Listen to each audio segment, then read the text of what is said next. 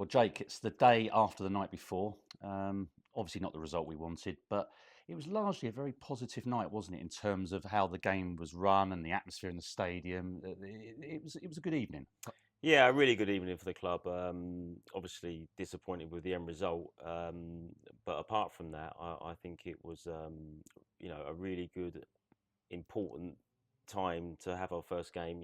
Against Folkestone, like we said about everyone was hoping it would be over Christmas, but on hindsight, I think it couldn't have worked out better.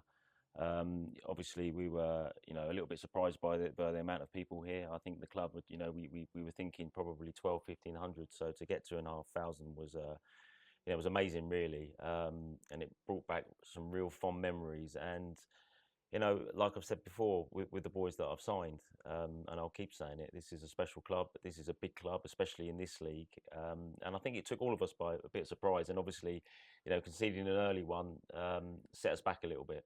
But to be fair, to the boys, like they have done all pre-season, didn't really let it affect us. We kept going, and then obviously we let another one a little bit against the run of play. But I always felt that we'd keep going and keep fighting, and it was good to get one back just before half time and set it up nicely for the second half. I mean, it was 2,500 almost here last night. Seventh tier of English football. I mean, there's not a country in the world that kind of gets that level of support at the seventh tier. No, I mean, and there hasn't been 2,500 here for I can't think how long. But there's been reasons for that. The club's been on a downward spiral, as we know. We also know, and we felt it in the last couple of months. We've had a really good pre-season, and there's been a lot of positivity. Obviously, on and off the pitch, the club's really looking at things to improve. And again, other than the result, it couldn't have gone any better last night. Fans were absolutely amazing from the first to the last. We conceded early, and they could have quite easily have turned against us after the last couple of years we had, but they really pushed us on, and I think they really appreciated the effort and that all the boys put in. One of the things that really impressed me was the number of fans that stayed till the end as well. They really did. I mean, even when it was 3-1, you thought, well, maybe they'll start pouring out, but pretty much everyone stayed right to the end, and there was a real appreciation from the fans for the effort that the lads put in. Yeah, I mean, obviously when we went down to 10 men, I never really felt that they looked like they had the extra man. We didn't really change much regarding personnel. We kept the three up top. We kept creating chances. Obviously, Jaden come off and set it up nicely 3-2 with 10 minutes to go. But we just couldn't get another one over the line. There was a bit of a handball debate. The boys were, absolutely adamant it was handball. But, these things happen for and against you as the season goes. Just really disappointed for the fans that we couldn't have snatched a late equaliser and sent everyone home, really, really happy. Although, like you say, I've had so many positive comments this morning about everything about it last night. So, hopefully, obviously it'd be difficult to get that type of numbers up here every week, but if we could certainly increase and the fans that come up, hopefully they saw what we're about, and I'd like to think they come up and give us another go. Because the fact is, if you get crowds of around 1,000, that can actually have a significant impact on the playing budget. There might be resources to perhaps make signings that we wouldn't be able to if you get that crowd. I know you're not going to get 2,500 every week, but if you can get good crowds of around about 1,000, that really would help. Definitely. The chairman's obviously away at the minute, but I've already had conversations with him, and he's obviously very positive. Everything's going in the right direction, and we've had conversations on that. We have got a few boys that are training with us. A couple of them are a little bit more experienced, so maybe that will be a route we'll go down. Obviously, we got Billericay Saturday, which you couldn't have a harder game. I think they're the title favourites. They've got a really, really strong squad. So it's difficult to gauge a little bit last night, especially because of the occasion. Did the boys get a little bit overwhelmed? We haven't conceded an early goal, as a group. So that was the first time we conceded an early goal. We haven't had a player sent off, so we had to play, last half hour with 10 men, which obviously we won't want to be doing every week. So yeah, let's see how we go Saturday, and then that will be a better gauge of where we are. And with the absolute amazing support that come up here, I'm sure the chairman will help us out if we feel we need to. Yeah.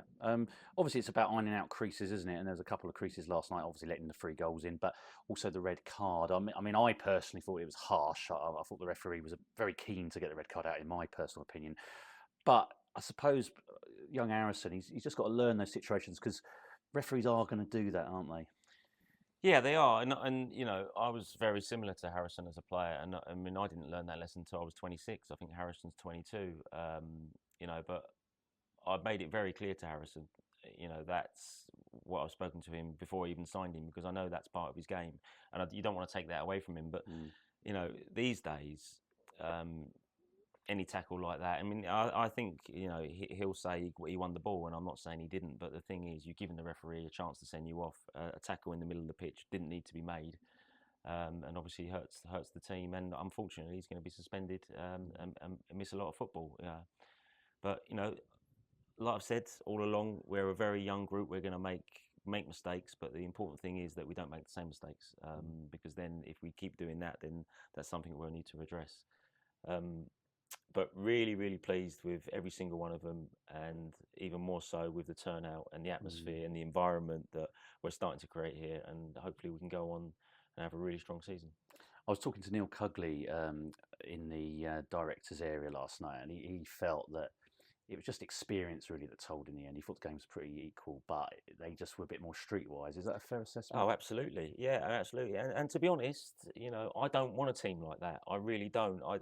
The game's gone that way so much now, and conning the referees and all that. I wouldn't want my boys to do that. That's not who I want to be about. I want to play the game. I want kids that are watching to play proper football, chick conning the ref, rolling around and all that. I won't allow my boys to do that, because that's not where we're going to be.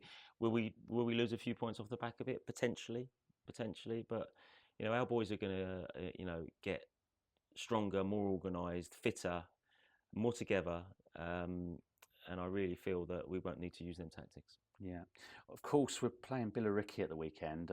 Pretty much widely regarded as the favourites to win the title this season. A very strong side.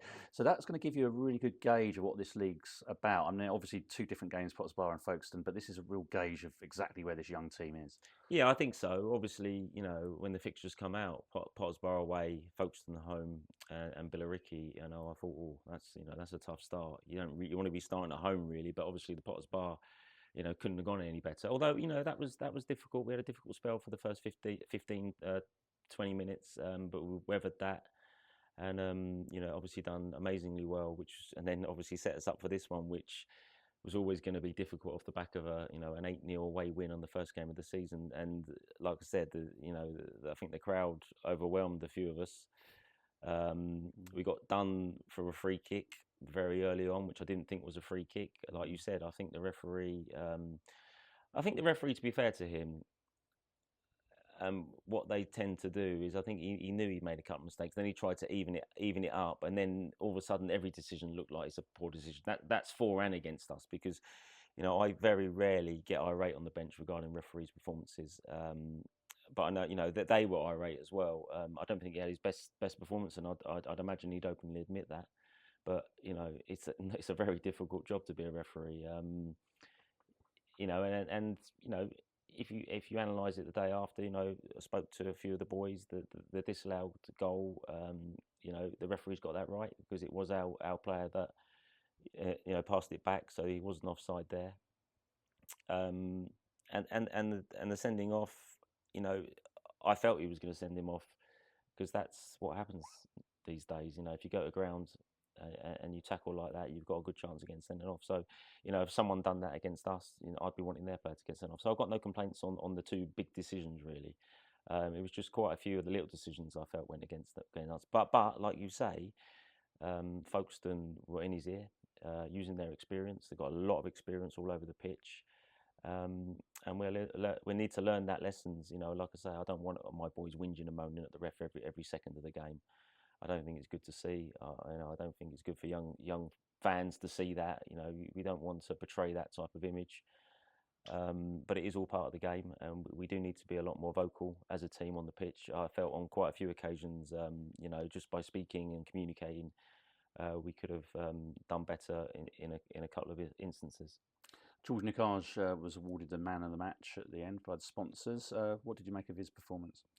Like it's been from day one, really. I mean, even last season, he's a fantastic talent. He last season he was getting chances and not quite, maybe having the confidence or it wasn't falling for him. This season so far, it's falling for him. Although last night he's had a wonderful strike here that's hit the I don't know if it's the stanchion or the post. He's had a right foot one that the keeper's got down to. He's had a header that end that's just gone over. So he's getting himself 4 or 5 chances a game. And with his quality, you'd like to think he'll take 1 or 2 of them, which he has done so far. Yeah, I mean, it's pleasing, obviously, to score goals. It looks like there's lots of goals in the team, which is really encouraging. But of course, it would have been disappointing about the 3 goals you conceded. Yeah, I mean, if you concede 3 goals, you expect to lose a game of football. We've scored goals in every game we've played pre-season and the season. We've got 10 in 2. So I don't see that as an issue as things stand. But obviously, things can change very quickly. It's like when you play golf, isn't it? As soon as you sort the driving out, your putting goes, and yeah. So I mean, forward, we do look like we're going to create lots of chances, like we did last night, and obviously Saturday at Potter's Bar. Yeah, we need to work on a few things defensively. I think Folkestone, to be fair, you got to give them a lot of credit. They've obviously done their homework on us, and I think they targeted what they feel is probably our weak area, and it paid dividends for a couple of their set piece goals, which is really disappointing to concede set piece goals because giving away the second free kick for their 3rd goal was a needless foul, and we've spoken about that. The first goal, like we've spoken about, I don't think it was a foul, but you just got to get on with it and get yourself organised and do mark better and do a better job for them sort of weak goals, really. Yeah, well, my driving and putting went the moment I even attempted to play golf. So, but what's the atmosphere been like in the group? I mean, I was in the bar briefly afterwards before I went home, and everyone seemed quite upbeat in the squad. Yeah, I mean, I don't really know what they think in terms of, obviously, we've had a fantastic pre-season and the environment and the buzz around the place is good. And obviously we've stuck 8 bar Spotters Bar, so and then they're thinking this, we're going to be in for a good season, and then something like last night happens. You let one in early, which is really can disjoint you and put doubts amongst the young group. Then we go 2-0 down at home, which we haven't done as a group. Then we get one back. So again, I think a few more games. I think we all know where we stand, and if we need to strengthen, I don't really want to strengthen. I want to work with the group we got and improve and push on because they're a young group. I've obviously purposely signed these type of boys so we can grow and develop as a team rather than chopping and changing. This club's had far too many players over the seasons, and I don't think it's healthy. Everyone's entitled to a bad game. They're all good players, and generally, if you have a bit of an indifferent game, the match after you sort of put it right. So yeah, I will be loyal. We will give her an opportunity as long as they're giving all for the club, the team, and everyone. Yeah, really looking forward to the next few games. But of course, if you do bring anyone in with a little bit of experience, all they're going to do is help the current crop anyway. It's an addition rather than you're rubbish or whatever. They can actually lift everyone's standards. Yeah, potentially. It's quite difficult to get that right character. If you look over the years, we've had experienced players here. After I'd left, I mean, Chris never really had that type. We had a slightly older group than we got now, for sure. But it's difficult, especially when an experienced player's done well somewhere else, to different methods. Because I know looking back, when I'd done ever so well at Dagenham, I went to Wimbledon as an experienced player, and I was a little bit against how the manager at the time wanted to do it. And you can actually cause a bit of an issue. And get frustrated, I'm not going to name names, but I know the fans and the players themselves got very frustrated here, the last couple of senior pros that have been here. So, yeah, got to be really careful with that balance of bringing in the right type. One that obviously will, really help the boys, but believe in the process of what we're trying to do. Now, Alfie Matthews is still waiting for international clearance, I understand, so he didn't play last night. What's the situation there? Yeah, I think very, very hopeful we're going to be all done and dusted on that for the weekend. It hasn't been confirmed, but it's looking like we're getting very close to getting that. So, yeah, he's obviously been ever so frustrated. He wanted to be a part of the first 2 games, but unfortunately, the rules are the rules. He's been down, he's been with us, he's very much, on board. Yeah, and I, like him, and I'm sure all the fans are really excited to see what he can do. So he has to have international clearance, but why is that, Jake? Well, after he left Hemel, he went out to Australia. I think he went out there for a bit of work with his dad and signed for a local club. So once you sign abroad, we've got to make sure we have clearance, so there's no repercussions. So yeah, things have got to be done properly, and we'll wait for that, which, like I say, is hopefully this Saturday. Is it usual that it can take time like this? Yeah, I mean, speaking to Frank, it can take quite a long time, up to 4 weeks apparently. But we are very confident this Saturday he'll be available. And can I just ask you? I mean, obviously he's frustrated because he just wants to get out there. But what's he been like around the place? He's just desperate. He's just desperate to get on the pitch. Like all of them. Everyone's desperate to play. As many minutes as they can. I mean, obviously Lindell last night. He got well. To be fair, it was a great tackle by Hoyt as he got through, and he rolled on his shoulder. And on hindsight, and he's spoken to us, and we've spoken to him that he probably should have put his hand up and said he wasn't at full throttle and come off. But everyone's desperate to play as many minutes as they can, and Alfie's no different. Obviously, he's had a tough time last season, and he's desperate to put that right. And thankfully, he's chose us, and we don't want to big him up too much because he hasn't played for a while, and he'll need to get up to sharpness and the way we do things. But we can all tell in training that he's a special talent.